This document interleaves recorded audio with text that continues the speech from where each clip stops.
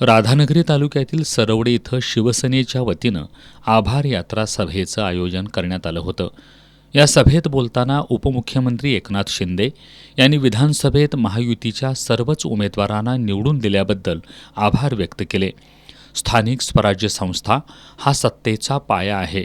त्यामुळं कार्यकर्त्यांनी या संस्थांमधील निवडणुकांना महत्त्व देत त्या जिंकण्यासाठी सज्ज व्हावं असं आवाहन त्यांनी यावेळी केलं.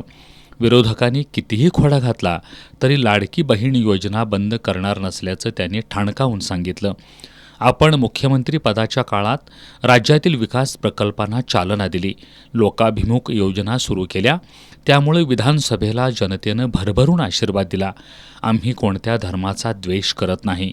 जो देशाच्या विरोधात आहे त्याला विरोध मात्र करणार. जे मातीशी इमान राहतील त्यांच्याबरोबर आम्ही आहोत, असंही त्यांनी स्पष्ट केलं.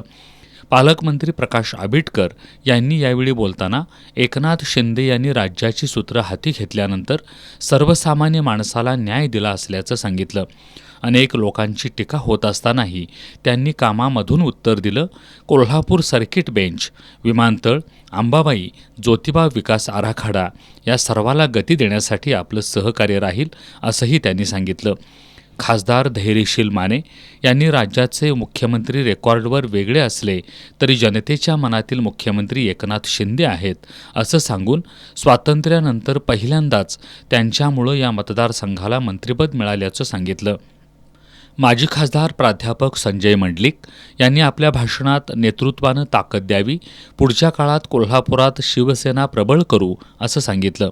यावेळी शिवसेनेच्या प्रवक्त्या ज्योतिताई वाघमारे, संजय गांधी निराधार समितीचे अरुण जाधव यांचीही भाषणं झाली. यावेळी आमदार राजेश क्षीरसागर, राजेंद्र पाटील यड्रावकर, चंद्रदीप नरके, माजी आमदार जयश्री जाधव, सुजित मिणचेकर, मुरलीधर जाधव, विठ्ठलराव खोराटे, गुकुळचे चेअरमन अरुण डोंगळे, प्राध्यापक जालिंदर पाटील, शिवसेना राधानगरी तालुका अध्यक्ष विजय बलुगडे, अशोकराव फराकटे, नंदकिशोर सूर्यवंशी, राजेश मोरे यांच्यासह कार्यकर्ते मोठ्या संख्येनं उपस्थित होते.